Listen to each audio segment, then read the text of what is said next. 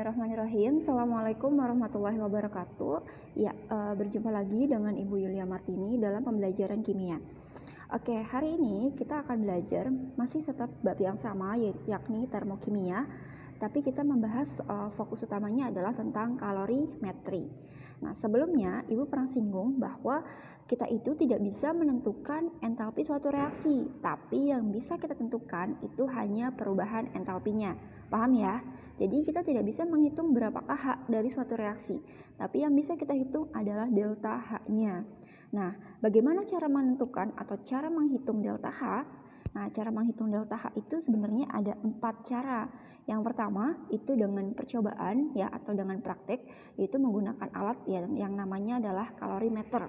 Nah, makanya kita bahas nih kalorimetri, nanti mempelajari tentang kalorimeter itu sendiri. Yang kedua ada hukum Hess ya. Cara yang kedua untuk menentukan perubahan entalpi adalah hukum Hess. Mungkin pertemuan selanjutnya kita akan bahas mengenai hukum Hess. Nah, kemudian cara yang ketiga itu dengan data delta HF atau data pembentukan standar. Nah, kalau yang cara ketiga ini Ibu sudah pernah bahas di pertemuan-pertemuan sebelumnya ya. Jadi kalau ada data delta HF, kita bisa menentukan perubahan entalpinya dengan menggunakan rumus delta H sama dengan kanan dikurangin kiri, atau triknya itu delta H sama dengan K min Q ya. Kalau misalkan rumus secara kimianya adalah delta H sama dengan sigma entalpi pembentukan produk dikurangi dengan sigma entalpi pembentukan reaktan. Nah, kemudian cara yang keempat itu menggunakan energi ikatan rata-rata. Nah, hari ini kita akan bahas fokus utamanya adalah kalorimetri gitu ya. Nah, apa itu kalorimetri? Bisa dilihat ya. Kalorimetri itu adalah suatu sistem terisolasi yang tidak mungkin terjadi pertukaran energi ya. Nyambung dengan pembahasan sebelumnya tentang sistem, di mana sistem itu ada 3 ya. Ada sistem terbuka, sistem tertutup, dan sistem terisolasi. Nah, jadi kalorimetri itu adalah sistem yang terisolasi gitu ya. Nah, alatnya itu apa namanya? Alatnya disebut dengan kalorimeter gitu ya. Kalau itu panas, meter itu ya suatu alat untuk menghitung panas atau menghitung panas kalor gitu ya. Nah, jenis-jenis kalorimeter yang harus kamu ketahui di sini ada 2 jenis. Yang pertama ada kalorimeter boom gitu ya, atau kalorimeter boom tulisannya. Kemudian yang kedua ada kalorimeter sederhana. Kalau kalorimeter boom itu dia lebih ini ya, seperti kontainer yang sangat terisolasi gitu ya. Dan ini juga pinggir-pinggirannya itu terbuatnya dari kayak lempengan yang sangat terisolasi. Jadi benar-benar tidak ada perpindahan energi maupun materi. Nah, sedangkan kalau kalorimeter sederhana itu dibuat dari bahan sederhana, contohnya kayak styrofoam. Makanya minggu kemarin itu sebenarnya Ibu kasih tugas untuk membuat atau mempraktikkan mengenai kalorimeter gitu ya, dibuat dari bahan styrofoam. Nah, ini perbedaannya ya pasti kalau untuk lebih canggihnya adalah lebih canggih kalorimeter boom dibandingkan kalorimeter sederhana. Untuk menentukan delta H-nya juga lebih efektif kalorimeter boom dibandingkan kalorimeter sederhana, karena dari bahannya sendiri saja sudah beda ya kalorimeter boom dan kalorimeter sederhana. Nah, untuk lebih lanjutnya kita bisa lihat di sini pengertian dari kalorimeter boom ya. Kalorimeter boom merupakan kalorimeter yang khusus digunakan untuk menentukan kalor dari reaksi-reaksi pembakaran. Jadi khusus untuk reaksi pembakaran ya. Nah, kemudian kalorimeter ini terdiri dari sebuah bom ya, tempat berlangsungnya reaksi pembakaran, terbuat dari bahan stainless steel dan diisi dengan gas oksigen pada tekanan tinggi dan sejumlah air yang dibatasi dengan wadah yang kedap panas. Reaksi pembakaran yang terjadi di dalam bom akan menghasilkan kalor dan diserap oleh air dan bom. Nah, oleh karena itu tidak ada kalor yang terbuang ke lingkungan. Jadi benar-benar di kalorimeter bom itu tidak ada kalor yang terbuang ke lingkungan gitu ya. Jadi benar-benar diserap tuh oleh si kalorimeternya. Nah, rumusnya bagaimana untuk menghitung kalornya? Nah, rumusnya adalah Q reaksi sama dengan min Q air ditambah Q bom atau Q kalorimeter gitu ya. Nah, kemudian kalau kalorimeter sederhana di sini pengukuran kalor reaksi selain kalor reaksi pembakaran dapat ditentukan dengan menggunakan kalorimeter pada tekanan tetap, yaitu dengan kalorimeter sederhana yang dibuat dari gelas styrofoam gitu ya. Nah, kalorimeter ini biasanya dipakai untuk mengukur kalor reaksi yang reaksinya itu berlangsung dalam fase larutan gitu ya. Jadi kayak misalkan penetralan asam basa gitu ya, netralisasi, pelarutan dan pengendapan. Bisa menggunakan kalorimeter sederhana. Khusus untuk yang pembakaran menggunakannya adalah kalorimeter boom. Nah, pada kalorimeter ini, reaksi itu sama dengan jumlah kalori yang diserap atau dilepaskan larutan, sedangkan kalori yang diserap oleh gelas dan lingkungan diabaikan. Nah, jadi intinya kalau misalkan kalorimeter sederhana itu, Ki reaksi sama dengan min Ki larutan ditambah Ki kalorimeter. Tapi Ki kalorimeternya kan tidak ada nih ya dalam kalorimeter sederhana, jadi bisa diabaikan. Jadi sama dengan Ki reaksi itu sama dengan min Ki larutan gitu ya. Nah, kalau Ki kalorimeternya itu sendiri menggunakan rumus C kalorimeter dikali dengan delta T. Nah, nanti apa aja sih C, apa itu delta T, apa itu Ki kalorimeter, kita bahas selanjutnya. Ya, jadi sebenarnya intinya perhitungan untuk mencari perubahan entalpi dengan kalorimeter itu bisa dilihat gitu ya. Nih, perhitungan untuk mencari perubahan entalpi dengan kalorimeter itu sebenarnya didasari oleh prinsip yang disebut dengan prinsip asas Black ya. Ini sebenarnya SMP kalian sudah belajar mengenai asas Black, di mana asas Black itu menjelaskan bahwa Ki lepas itu sama dengan Ki terima gitu ya, atau di sini Ki lepas sama dengan min Ki terima.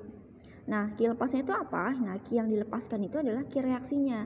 Sedangkan Ki yang diterimanya itu adalah Ki larutannya ditambah dengan Ki kalorimeternya gitu. Jadi maksudnya Ki lepasnya itu adalah Ki reaksinya. Nah, kalau ada yang menerima kan, pasti kalau ada yang lepas itu pasti ada yang menerima. Nah, Ki terimanya itu adalah Ki larutan ditambah Ki kalorimeter gitu ya. Ki di sini itu adalah kalor. Nah, dimana kalau Ki larutan kita bisa menghitung dengan rumus Ki sama dengan macet ya, triknya.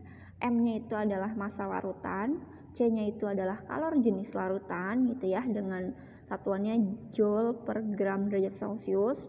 Kemudian delta T-nya itu perubahan suhu. Bisa dalam bentuk derajat Celcius, bisa juga dalam bentuk Kelvin, jadi nggak masalah ya.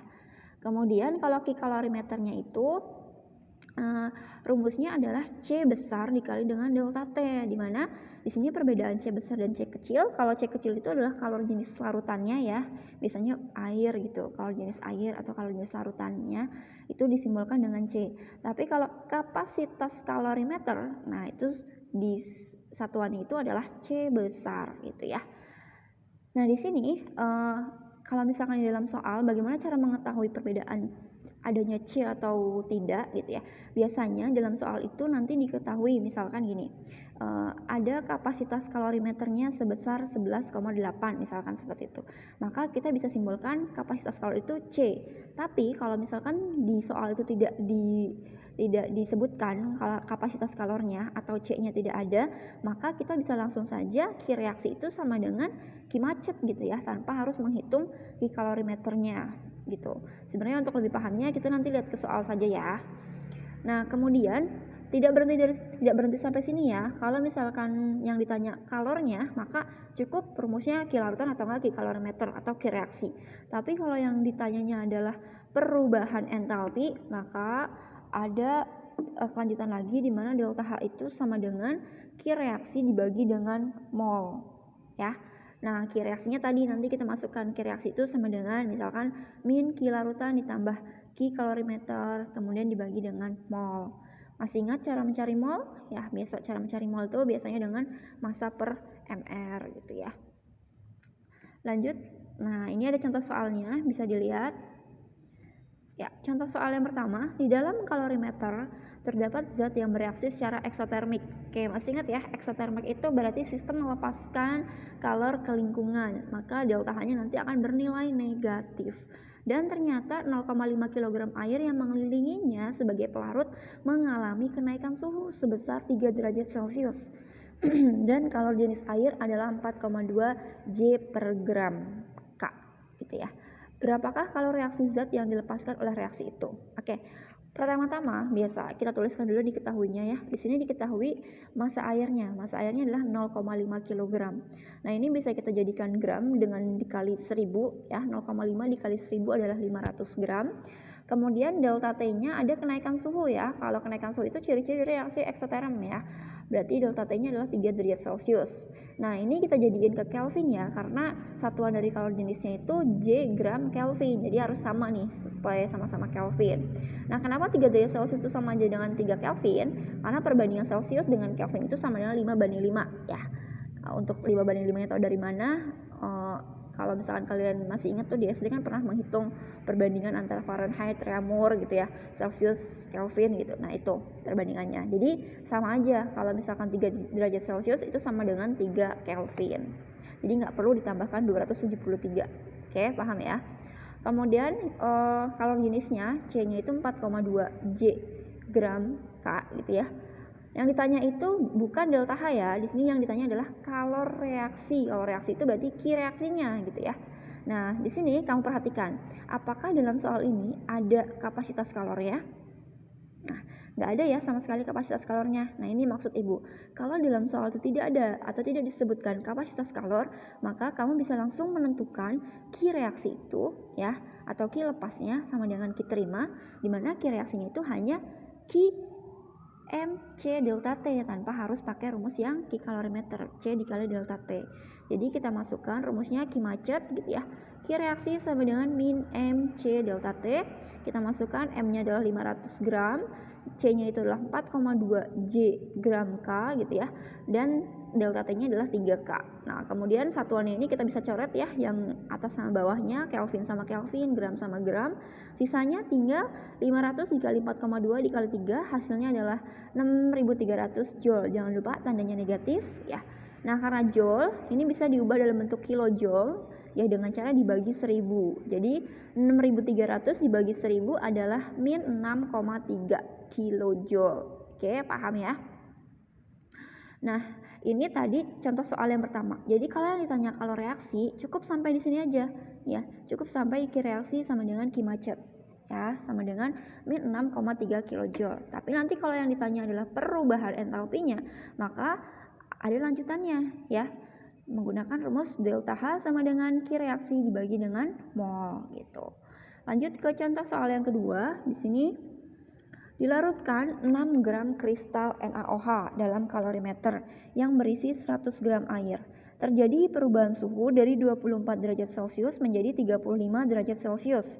Hitunglah entalpi pelarutan NaOH dalam air. Diketahui kalor jenis airnya adalah 4,2 Joule gitu ya per gram ini ya. Ibu salah tulis. Dan kapasitas kalorimeternya adalah 11,7 Joule per K. Dan MR-nya NaOH adalah 40. Oke. Sampai di sini kita telah dulu ya dari soalnya. Di sini soalnya terjadi kenaikan suhu, maka dia nanti berjalan secara eksotermik gitu ya, atau eksoterm. Berarti delta H-nya nanti negatif. Kemudian di sini ada kapasitas kalor gitu ya. Jadi ada C besarnya. Paham ya? Jadi nanti si C besarnya itu diikutkan dalam rumus menggunakan Ki reaksi sama dengan Ki lepas sama dengan Ki reaksi ditambah dengan Ki kalorimeter gitu. Nah, kita lihat aja pembahasannya seperti apa. Nah, ini diketahui, misalkan di sini dalam suatu wadah gitu ya, ada 100 gram air, dimasukkan NaOH sebesar 6 gram. Di mana mRNaOH-nya 40, delta T-nya, nah kita menghitung perubahan suhunya dengan T2 dikurangi T1 gitu ya, atau T akhir dikurangi dengan T awal. 35 dikurangi 24 sama dengan 11 derajat Celcius. Kita ubah ke Kelvin jadi 11 Kelvin gitu. Kemudian di sini ada kalor jenis airnya, C kecil ya. Di sini Ibu lupa nandainnya ya. Cuma di sini kelihatan kan kecil sama besarnya C-nya. C kecilnya itu 4,2 Jg per K gitu ya. Kemudian C besarnya atau kapasitas kalornya adalah 11,7 Joule per Kelvin.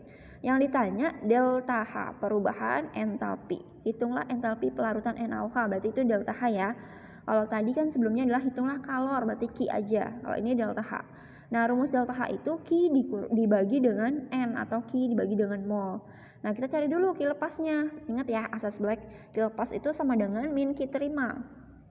Nah, Ki lepasnya karena di sini ada kapasitas kalorimeter, maka kita ikutkan min Ki larutan ditambah Ki kalorimeter. Paham? Kalau yang tadi kalorimeternya kan nggak diikutkan atau diabaikan saja, jadi langsung Ki macet. Tapi kalau di sini ada kapasitas kalor, maka kita ikutkan Ki kalorimeternya. Jadi Ki larutan ditambah dengan Ki kalorimeter. MC delta T ditambah dengan C besar dikali delta T. Baru dimasukkan semuanya yang diketahui. Di sini ada M-nya adalah 100 gram gitu ya. 100 gram air. Oke, ingat ya, di sini Ki larutannya itu masanya itu adalah massa airnya, bukan massa si NaOH-nya. Nanti massa NaOH-nya itu kita gunakan untuk menghitung mol dari NaOH. Jadi jangan sampai tertukar, di sini M-nya kamu masukin 6 gram, salah ya. Jadi M-nya itu harus massa airnya atau massa larutannya gitu. Nah, massa larutannya 100 gram dikali C kecilnya 4,2 J per gram Kelvin gitu ya, dikali delta T-nya adalah 11 Kelvin. Ingat satuannya dicoret ya, Kelvin sama Kelvin, gram sama gram. 100 dikali 4,2 dikali 11 adalah 4620, ditambah dengan C besarnya atau kapasitas kalornya adalah 11,7 dikali dengan 11 ya, 128,7. Nah, ini hasilnya dijumlah, hasilnya adalah 4748,7 joule. Ingat ya, joule ini bisa kita ubah menjadi kilojoule. Jadi tinggal dibagi 1000, komanya pindah tuh 1 2 3 gitu ya. 4,7487 kilojoule. Jangan lupa tandanya negatif. Tanda negatif itu menandakan dia berjalan secara eksoterm ya. Karena ada kenaikan suhu, jadi itu tanda dari eksoterm. Nah, sampai di sini kita baru hitung dulu N-nya. Nah, karena kan kita mau menggunakan rumus delta H sama dengan Q dibagi N, jadi hitung dulu N-nya. Nah, di sini N sama dengan massa dibagi dengan MR. Massanya adalah massa NaOH-nya. Massa NaOH adalah 6 dibagi dengan MR NaOH adalah 40. Hasil molnya adalah 0,15. Nah, kemudian berarti delta H-nya kita bisa lanjutkan ya. Delta H sama dengan gitu ya, Q dibagi dengan N min Q, berarti min 47487 kJ dibagi dengan 0,15 mol. Hasilnya adalah min 31,658 kJ per mol. Nah, itu jawaban dari nomor 2. Jadi kalau ditanya perubahan entalpi gitu ya, maka delta H. Tapi kalau ditanya kalornya cukup sampai Q saja. Lanjut ya. Jadi perubahan entalpi pelarutan NaOH melepaskan kalor sebesar 31658 kJ per mol. Kalau sudah ada kata-kata melepaskan kalor, nggak usah lagi di sini dikasih tanda min, karena melepaskan kalor itu tandanya adalah min gitu ya, secara tidak langsung. Contoh soal yang terakhir, di sini ada contoh ketiga. Pada suatu percobaan direaksikan 50 ml larutan HCl 1M dengan 50 ml larutan NaOH 1M dalam gelas plastik yang kedap panas. Temperatur larutan mula-mula 29 derajat Celcius dan pada saat bereaksi itu ya menjadi 35,5 derajat Celcius. Kalor jenis larutannya dianggap sama dengan kalor jenis air, yaitu 4,2. Tentukan perubahan entalpi penetralan dan persamaan termokimia reaksi. Jadi di sini penentuannya itu ada dua yang dicari. Yang pertama adalah perubahan entalpi penetralan. Perubahan entalpi berarti delta H ya. Kemudian persamaan termokimia itu nanti persamaan termokimianya. Nah, coba kamu lihat dalam soal ini, kita telah dulu. Di sini itu ada dua zat, ada HCl, ada NaOH yang sama-sama keduanya itu dicampur gitu ya, dimasukkan ke dalam kalorimeter. Nah, berarti ini penetralan HCl dengan NaOH. Kemudian temperaturnya naik ya dari 29 menjadi 35,5. Berarti reaksi penetralan HCl dengan NaOH itu mengalami reaksi eksoterm. Nah, kita lihat di sini ya. Jadi kalau misalkan dimasukkan ke dalam suatu wadah ya, 50 ml HCl ditambahin dengan 50 ml NaOH, otomatis volume kedua larutannya itu setelah dicampur, volume totalnya adalah 100 ml gitu ya. Nah, di sini T1-nya 29, T2-nya 35,5, maka delta T-nya adalah 6,5 derajat Celcius atau 6,5 Kelvin. C larutannya sama dengan C air katanya gitu ya. Kalor jenis airnya sama dengan 4,2. Nah, di sini kenapa harus ada rho ya? Rho larutan sama dengan rho air. Kenapa? Karena kita mau menghitung masanya dulu, massa dari volumenya gitu ya. Volumenya itu kan dalam mili sama mili. Nah, gimana caranya mili sama mili itu kita ubah dalam konversi gram. Jadi harus menggunakan rho atau rho air. Nah, rho air itu nilainya sama dengan 1 gram per mili. Jadi kalau misalkan rumusnya rho sama dengan M per V, kalau kita nyari M, berarti M itu sama dengan rho dikali V gitu ya. Berarti rho-nya itu sama dengan 1 gram per mili dikali dengan V-nya adalah 100 mili. Nanti milinya dicoret atas sama bawah, tinggal konversi dalam gram. 1 gram dikali 100 sama dengan M larutannya adalah 100 gram. Paham? Jadi M larutannya itu adalah 100 gram. Itu hasil dari pencampuran 50 mili ditambah dengan 50 mili. Nah, kemudian Kita lihat yang pertama itu caranya adalah delta H ya yang ditanya. Delta H itu rumusnya Q per N. Nah, Q-nya dulu. Di sini lihat ada kapasitas kalor atau tidak? Tidak ada ya. Nah, kalau tidak ada kapasitas kalor, Q kalorimeternya itu kita bisa abaikan saja. Jadi kita fokus menghitung menggunakan Q macet aja atau Q larutan. Jadi di sini Q reaksi Ibu tuliskan min Q larutan ditambah Q kalorimeter, kalorimeternya Ibu abaikan. Jadi langsung aja Q larutannya min MC delta T. M-nya dimasukkan, masanya itu 100 gram, C-nya 4,2, J per gram Kelvin gitu ya, dikali delta T-nya adalah 6,5 Kelvin. Dicoret semuanya satuannya ya. Nah, sisanya joule. Nah, hasilnya adalah 2730 joule. Kita ubah dalam konversi kilojoule dibagi dengan 1000 menjadi 2,73 kilojoule. Oke, sampai di sini belum selesai. Masih ada tahap yang kedua. Cara mencari delta H-nya itu kita harus cari dulu molnya karena nanti reaksinya dibagi dengan mol gitu ya. Nah, ini bisa dilihat mencari molnya. Nah, karena ini pencampuran dua zat, jadi mencari molnya itu tidak boleh asal-asalan ya, tidak boleh hanya sekedar massa dibagi dengan mR, tapi kita harus menuliskan dulu reaksinya, reaksi penetralan HCl NaOH. Di sini HCl NaOH menjadinya adalah NaCl ditambah H2O. Kalau ada yang masih bingung, Bu, gimana caranya menjadikan produk itu NaCl dan H2O gitu ya. Caranya HCl kamu lepaskan dulu gitu ya menjadi H+ dan Cl-. Kemudian NaOH dilepaskan juga menjadi Na+ ditambah OH-. Nah, kemudian nanti yang positif itu akan bergabung dengan yang negatif. Jadi yang H-nya, H+, dia akan bergabung dengan OH- dari NaOH menjadi H2O. Kemudian Cl-nya dia akan bergabung dengan Na+ dari NaOH bergabung menjadi Na+ tambah Cl- adalah NaCl gitu. Jadi reaksinya adalah HCl ditambah NaOH menjadi NaCl tambah H2O. Baru kita tuliskan mula-mula bereaksi dan setimbang. Oke. Nah, mula-mulanya bagaimana cara menghitungnya? Cara mencari molnya kita menggunakan milimol ya. Berarti volume dikali dengan mol. Nah, 50 mol dikali 50 mili dikali dengan 1 mol. Berarti 50 milimol. NaOH-nya juga sama karena sama-sama 1 mol dan 50 mili berarti 50 milimol. Nah, kemudian yang bereaksi karena di sini 50 mili sama 50 mili kan sama ya, sama-sama 50 sama 50. Kemudian koefisiennya juga sama-sama 1, koefisiennya juga sama-sama 1. Jadi yang bereaksi itu ya sudah langsung saja 50-nya. Jadi semuanya itu bereaksi, 50 bereaksi, 50 bereaksi, NaCl juga membentuk sebuah produk jadi NaCl itu 50, H2O-nya juga 50.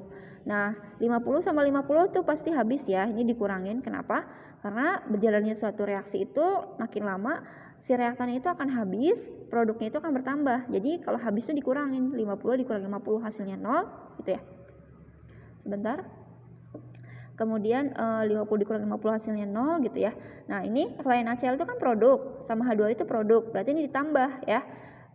Awalnya belum ada produk kan. Kemudian setelah berjalannya reaksi ada 50 berarti 50, H2O-nya juga 50. Nah, nanti yang kita gunakan adalah yang 50-nya ini, 50 milimol. Nah, karena milimol kita ubah menjadi mol. Ini agak ribet sedikit ya, tapi pelan-pelan dipahami. 50 milimol ini kita ubah menjadi mol dengan dibagi dengan 1000 ya. 50 dibagi 1000 hasilnya adalah 0,05 mol. Nah, nanti molnya ini yang digunakan untuk membagi Q reaksi. Seperti ini. Delta H sama dengan Q dibagi dengan N. Min 2,73 kJ dibagi dengan 0,05 mol. Sama dengan min 54,6 kJ per mol. Oke. Yang A sudah dapat, berarti hasil perubahan entalpi penetralan si NaOH sama HCl-nya itu adalah min 54,6 kJ per mol.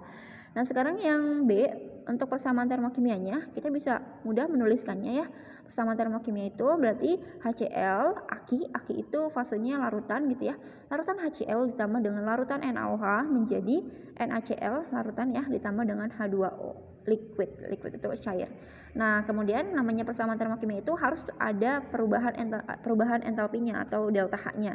Delta H-nya itu ada di sebelah kanan dari reaksinya. Delta H-nya sama dengan min 54,6 kJ per mol, seperti itu. Oke.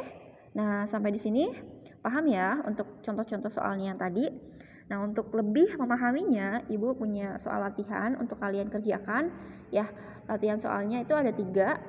Ini Ibu mirip-miripin sama yang tadi soalnya ya. Kalau silahkan dicoba dulu. Kalau misalkan ada kesulitan, silahkan langsung saja japri ke ibu ya, bagaimana cara menyelesaikannya. Nanti ibu akan bantu. Oke, mungkin cukup sekian gitu ya pembahasan kita tentang kalorimeter. Ibu minta tolong dipahami baik-baik gitu ya, pelan-pelan, gitu, nggak usah terburu-buru. Kalau misalkan pusing, diistirahatkan dulu otaknya gitu ya, minum kopi dulu atau minum yang dingin-dingin dulu, baru dilanjutkan mengerjakan soal latihannya. Oke, terima kasih sudah mendengarkan penjelasan dari Ibu. Semoga ilmunya bermanfaat. Kurang lebihnya mohon maaf. Wassalamualaikum warahmatullahi wabarakatuh.